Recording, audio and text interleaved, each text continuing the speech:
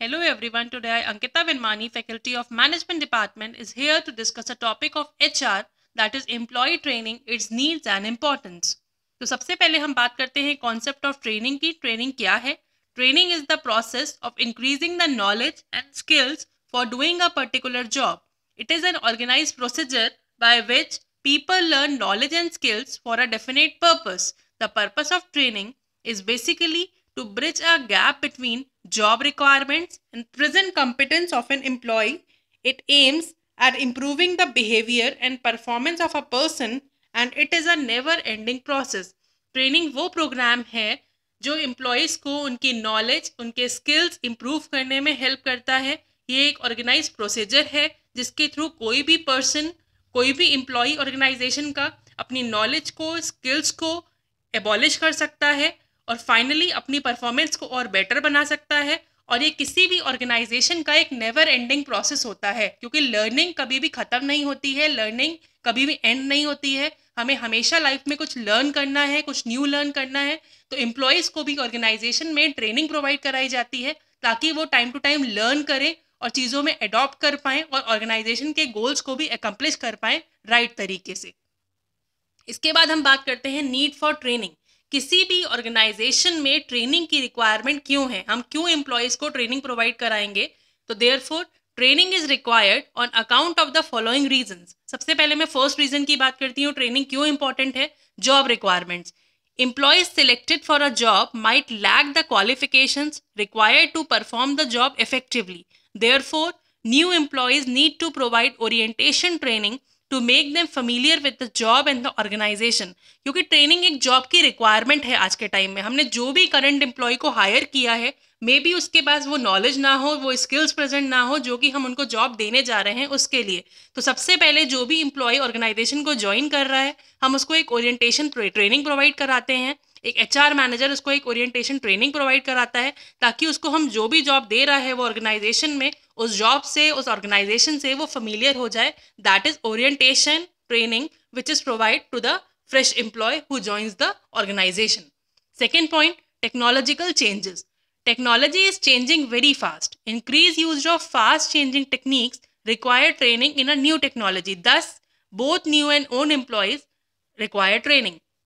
Technology आज के time का एक बहुत बड़ा फैक्टर है. रैपिडली टेक्नोलॉजी चेंज हो रही है, नई नई टेक्नोलॉजीज आ रही हैं मार्केट में. तो एम्प्लॉयज़ को, कंपनी के एम्प्लॉयज़ को उनमें अडेप्ट करना भी बहुत इंपॉर्टेंट है, तभी वो कुछ कर पाएंगे और कंपनी की ग्रोथ को आगे लेकर जाएंगे. तो जो भी हमारे नए एम्प्लॉयज़ हैं जिन्होंने ऑर्गेनाइजेशन को ज्वाइन किया है या जो भी ओल्ड एम्प्लॉयज़ हैं, एक मैनेजर की रिस्पॉन्सिबिलिटी है कि वो दोनों को टेक्नोलॉजिकल चेंजेस के लिए ट्रेनिंग प्रोवाइड कराए ताकि वो लर्न करें और ऑर्गेनाइजेशन में उन चेंज को अडॉप्ट कर पाएँ.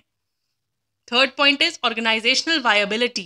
In order to survive and grow, organization must continually adapt itself to the changing environment. With increasing economic liberalization and globalization in India, business firms are experiencing and diversificating.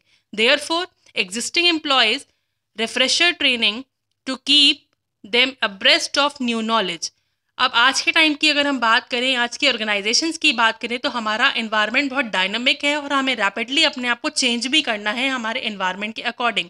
तो यहाँ पर business firms आज के time में diverse हो रही हैं, अलग अलग पार्ट्स में, अलग अलग एरियाज़ में, अलग अलग कंट्रीज़ में अपने बिजनेस को भी डाइवर्स कर रही हैं.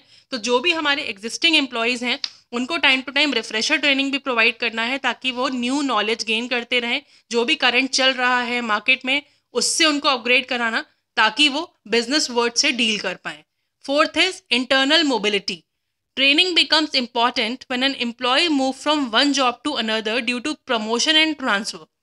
Employees chooses for higher level jobs and need to be trained before they are asked to perform higher responsibilities. Therefore, training helps in preparing employees for higher level jobs also. अब हम internal mobility की बात करते हैं. जो already employees existing है organisation में, उनको हमें ट्रेन करना इसलिए इंपॉर्टेंट है क्योंकि अगर हम उनका ट्रांसफ़र कर रहे हैं, उनका प्रमोशन कर रहे हैं, उनकी रैंक रिस्पॉन्सिबिलिटीज़ में अपग्रेडेशन कर रहे हैं या एक सेम लेवल पर भी हम डिफरेंट जॉब प्रोवाइड कर रहे हैं, तो वहाँ पर उस चीज़ के बारे में उनको ट्रेन करना ताकि वो इफेक्टिवली उस जॉब पर काम कर पाएँ, अपनी रिस्पॉन्सिबिलिटीज़ को समझ पाएँ. तो उनको प्रिपेयर करना एक तरीके से हायर जॉब लेवल्स के लिए, तो उसकी ट्रेनिंग प्रोवाइड करना ये भी बहुत इंपॉर्टेंट है किसी भी ऑर्गेनाइजेशन में.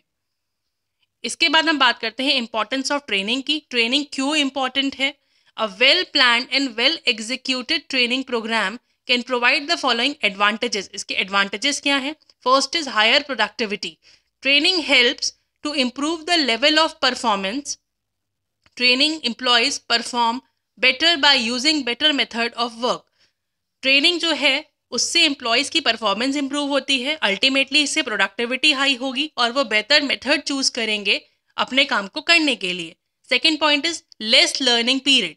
अ systematic training program help to reduce the time and cost involved in a learning. Employees can easily reach the acceptable level of performance. उनको कम टाइम लगेगा लर्न करने में। जब हम उनको पहले से ट्रेन करके रखेंगे तो वो इजीली चीज़ों में अडाप्ट हो जाएंगे और अपनी परफॉर्मेंस को और एक्सीड करेंगे। Third is cost reduction. Trained employees make more economical use of material and machinery. Reduction in waste and spoilage together with increase in productivity helps to minimize cost per unit. अगर हमने employees को materials कैसे use करना है, machinery का कैसे use करना है, रिसोर्सेज को प्रॉपर कैसे यूटिलाइज करना है, इस चीज़ की ट्रेनिंग एडवांस में ही दे दी है तो वहाँ पर कम से कम वेस्टेज होगा रिसोर्सेज का, प्रोडक्टिविटी हाई होगी और वो मिनिमम कॉस्ट में मैक्सिमम आउटपुट को भी जनरेट करेंगे। तो this helps in cost reduction. Fourth is reduce supervision. Well trained employees tend to be self-reliant and motivated. They help less guidance and control. Therefore, supervisory burden is also reduced. अब हमने अगर training advance में ही provide कर दी है employees को तो वहाँ पर वो मोटिवेटेड भी फील करते हैं, सेल्फ रिलियंट भी फील करते हैं और अल्टीमेटली उनको कम गाइडेंस चाहिए होता है और सुपरवाइजरी बर्डन भी इससे कम हो जाता है हमारा। Fifth is low accident rate. Trained personnel adopt the right work methods and make use of the prescribed safety devices. Therefore, the frequency of accidents is reduced. अगर हम उनको पहले से ही वर्क मेथड्स के बारे में बता रहे हैं, हम ट्रेनिंग दे रहे हैं, उनको डमी मॉडल्स पे भी काम करा रहे हैं तो इससे एक्सीडेंट्स की जो है रिडक्शन हो जाएगा, कम से कम एक्सीडेंट्स होंगे और इजीली ऑर्गेनाइजेशन में मशीनरीज का, टूल्स का प्रॉपर यूटिलाइजेशन भी होगा। Sixth is high moral. Proper training can develop positive attitude among employees.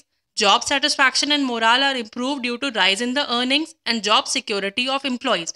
अगर हम एम्प्लॉय को प्रॉपर ट्रेनिंग प्रोवाइड करा रहे हैं, हम उनके बारे में सोच रहे हैं, उनको कुछ लर्न करने के लिए टाइम टू टाइम नया बता रहे हैं, उनको on the job of the job trainings भी प्रोवाइड करा रहे हैं तो वहाँ पर हम एम्प्लॉय का सेटिस्फैक्शन लेवल इंप्रूव कर सकते हैं, उनका मोरल और इंक्रीज कर सकते हैं और अल्टीमेटली ये सिक्योरिटी में भी हेल्प करेगा एम्प्लॉयज़ की। Thank you so much.